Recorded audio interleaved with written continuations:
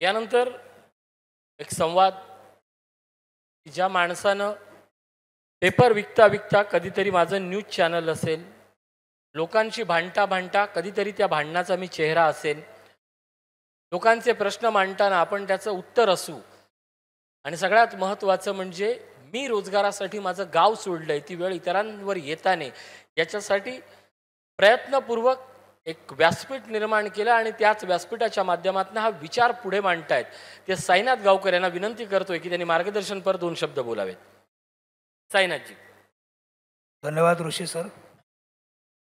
सर्वप्रथम अखंड महाराष्ट्राचं आराध्य दैवत असलेल्या छत्रपती शिवरायांना अभिवादन करतो आणि या शाहू फुले आंबेडकर यांच्या विचारसरणीनं प्रेरित असलेल्या कोकणशाहीच्या मंचावर उपस्थित सर्व सन्माननीय मान्यवर आणि या मंचासमोर उपस्थित आपण सर्व सन्माननीय मान्यवर, आपणा सर्वांचं कोकणशाहीच्या या शाही सोहळ्यामध्ये स्वागत करतो. खरं तर मागील 2 वर्षाचा हा कोकणशाहीचा दैदिप्यमान प्रवास आहे आणि या प्रवासाचे आपण सर्वजण साक्षीदार आहात. मी नेहमी सांगतो, माझ्या कार्यालयात ऑफिसमध्ये माझ्याबरोबर काम करणाऱ्या माझ्या सहकाऱ्यांना, मी एका गिरणी कामगाराचा मुलगा आहे. आता हे सांगत असताना तितकाच अभिमान आणि अभिमानानं ऊर भरून येतो, कारण माझ्या वडिलांसारख्या असंख्य गिरणी कामगारांनी या महाराष्ट्राला वस्त्र पुरवली. माझ्या वडिलांसारख्या असंख्य गिरणी कामगारांनी या महाराष्ट्राला वस्त्र पुरवली आणि ऐन उमेदीच्या काळात मगाशी ऋषी सर बोलल्याप्रमाणे राजकीय अनास्थेपायी गिरण्या बंद झाल्यात आणि ऐन उमेदीच्या काळात असंख्य गिरणी कामगारांना अक्षरशः माघारी गावी यावं लागलं. ही शोकांतिका होती. अशाही परिस्थितीमध्ये आमच्या वडिलांनी आम्हाला चांगलं शिक्षण दिलं, चांगले संस्कार दिले आणि आज त्याच आई वडिलांचा खऱ्या अर्थानं गर्व वाटतोय की त्यांच्या या मुलाच्या हातून या मंचावरती 101 कोकण रत्नांचा सन्मान होतोय, उद्योग रत्नांचा सन्मान होतोय. यापेक्षा दुसरा आनंदाचा दिवस माझ्या आयुष्यात नाही. हे सर्व माझ्या आईवडिलांच्या समक्ष घडतंय. असा एक वेळ होता, त्यांना वाटत होता या पोराक जन्माक घातलं आणि काहीतरी चूक केलं. बरोबर ना?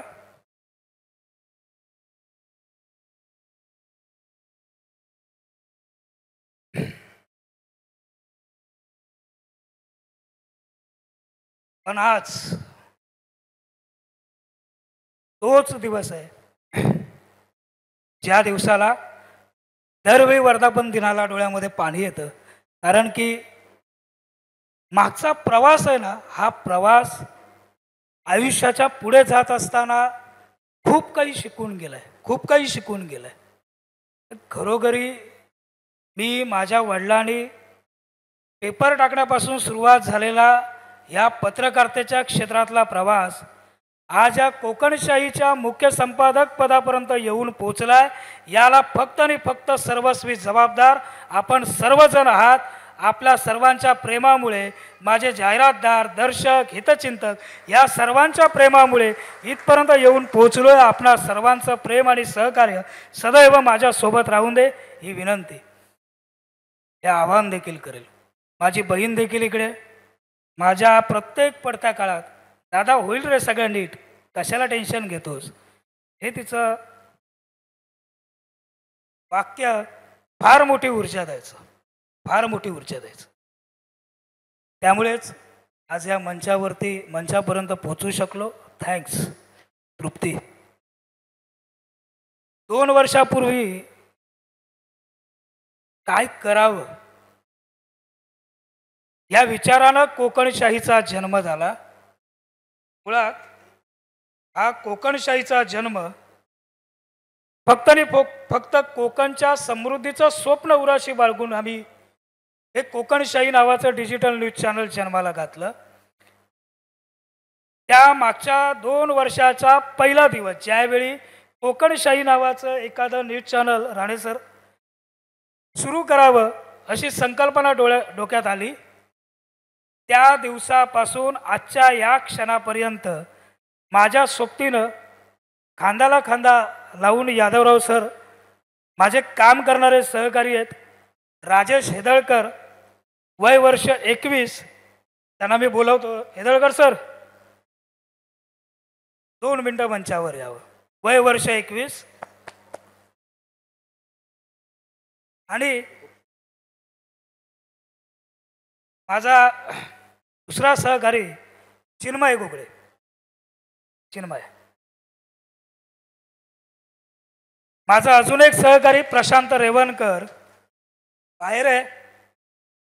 प्रशांत आणि माझी संपूर्ण कोकणशाहीची टीम ही भक्कमपणे साईनाथ गावकरच्या पाठीशी तर उभे आहेच, परंतु कोकणशाही या नावाला जपण्यासाठी आणि कोकणशाही हे नाव वाढवण्यासाठी प्रामाणिकपणे प्रयत्न करतायत. त्याचा प्रत्यय आज या मंचावरती पाहायला मिळतोय.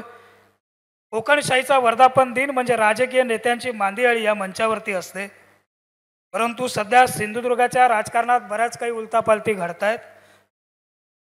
आपण त्या पाहताय, वाचताय. त्यामुळे काही अडीअडचणी आहेत, लवकरच सुटतील आणि पुन्हा एकदा ही मांदियाळी इथं पाहायला भेटेल. पर्यटन व्यावसायिक महासंघ कोकण आणि कोकणशाही या आमच्या संयुक्त विद्यमाने आम्ही उद्योजक मेळाव्याचं आयोजन केलं आहे. खरं तर या वयात काही उद्योजकांना भेटता येतं हेच खोब्रेकर साहेब फार मोठं समाधान आहे, फार मोठं समाधान आहे. तुमच्या सर्वांसारखे मोठमोठ्या उद्योजकांबरोबर या ठिकाणी BS राणे आहेत. आपण आपल्यापर्यंत जे बेली वॉटर पोचलं आहे, या बेली वॉटरचं मॅन्युफॅक्चरिंग आपल्या सिंधुदुर्गातल्या कुडाळमध्ये होतं आहे आणि त्या कुडाळच्या ब्रँचचे सर्व स्वतः बळीराम राणे सर आणि अर्थात त्यांचे चिरंजीव राकेशजी राणे हे या मंचावरती उपस्थित आहेत. अशा उद्योजकांबरोबर बसता येतं. त्यामुळे या वयामध्ये आमची जी बुद्धी आहे ना, ती सुद्धा कुठंतरी व्यावसायिकदृष्ट्या डेव्हलप होत जाते. मला काका हे संपूर्ण पाहत असताना आणि या पत्रकारितेचा मी शेवटची 2 मिनटं घेतो. प्रवास करत असताना ना काही मी नेहमी सांगतो की काही गोष्टी बोलाव्या, बेधडकपणे बोलाव्यात, स्पष्टपणे मांडाव्यात. कारण की इथं डॉक्टर देखील आहेत, डेंटिस्ट आहेत.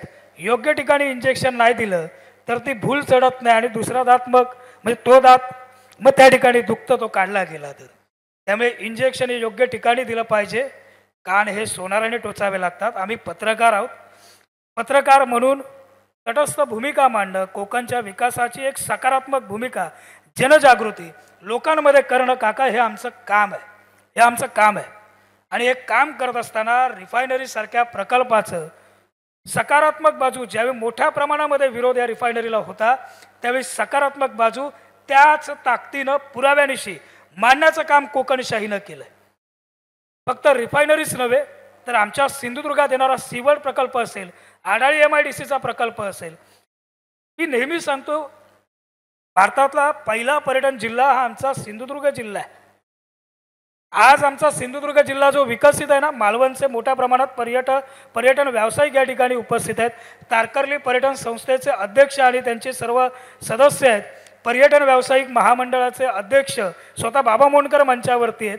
हे जे काही आमच्या सिंधुदुर्ग जिल्ह्याचं पर्यटन डेव्हलप दिसतंय ना यादवराव सर, हे फक्त आणि फक्त आमच्या या सर्व व्यावसायिकांनी लाखोनी रुपयाची लोनं काढून लाखोनी रुपयाचे व्याज भरून उभं केलेलं पर्यटन आहे. शासनाचा एकही रुपया या पर्यटन व्यावसायिकांना मिळालेला नाही, बरोबर ना? एकही रुपया या शासनाचा पर्यटन व्यावसायिकांना आमच्या मिळाला नाही, कुठली सूट मिळत नाही. आणि मग कसला पर्यटन जिल्हा पहिला?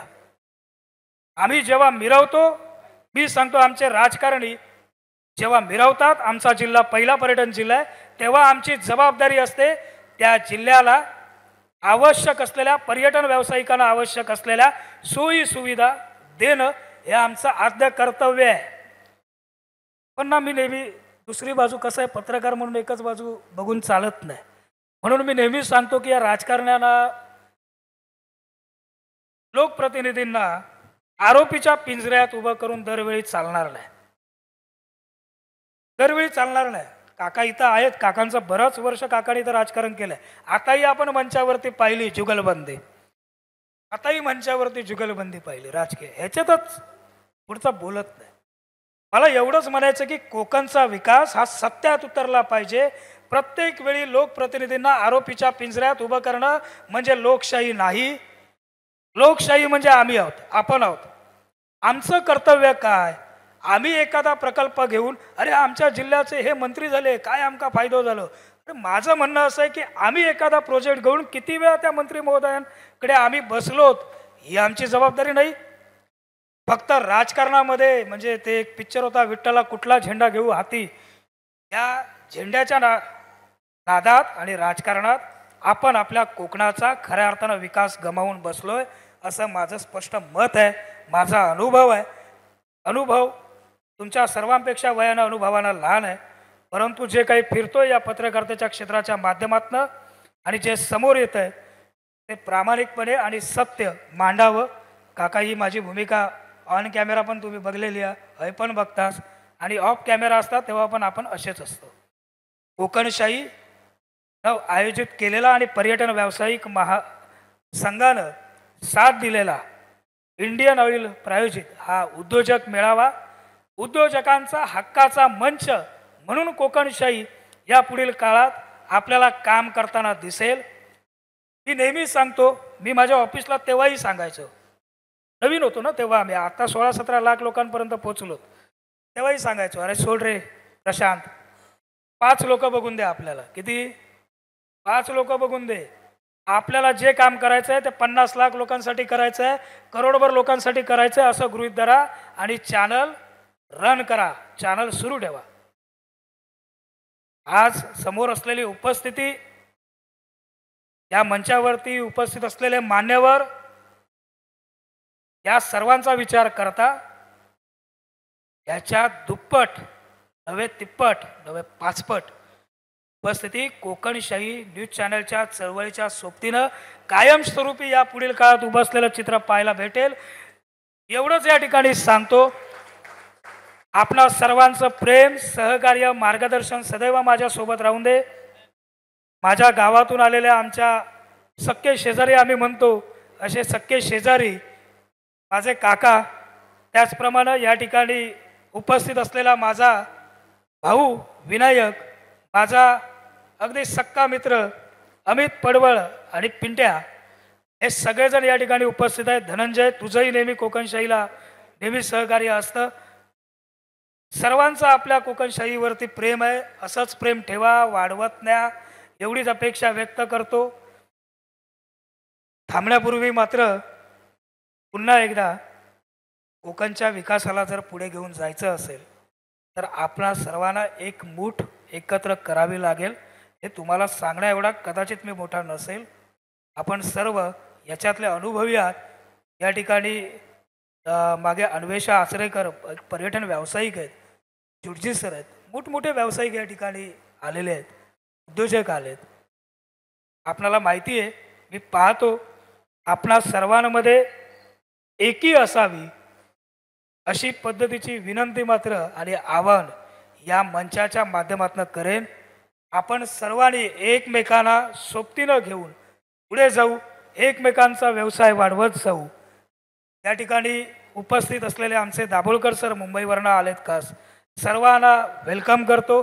आमच्या दाजीपूरच्या पायथ्याशी असलेल्या गावात देखील आमचे कोकणशाहीवरती प्रेम करणारे दर्शक, माझा मित्र प्रशांतही सर्व आलेले आहेत, सर्वांचं स्वागत करतो. इथंच थांबतो. पुढील वर्षीचा वर्धापन दिन, पुढील वर्षीचा कार्यक्रम आपणा सर्वांची वाट पाहत आहे. आजच कोकणशाही यूट्यूबला जाऊन सबस्क्राईब करायला विसरू नका. आपणा सर्वांचं प्रेम, मार्गदर्शन, सहकार्य सदैव सोबतीनं ठेवा, एवढीच अपेक्षा व्यक्त करतो. आणि थांबण्यापूर्वी एक सांगायचं राहिलं माझं, म्हणून मगातपासून विमान तिकडे घोंगावत होतं.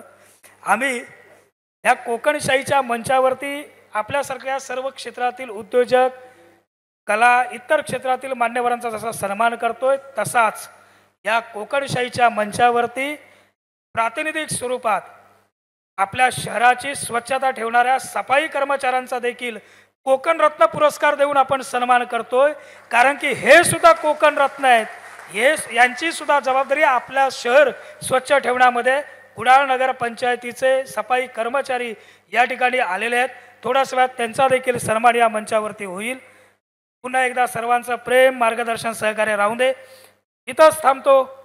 धन्यवाद, धन्यवाद, धन्यवाद.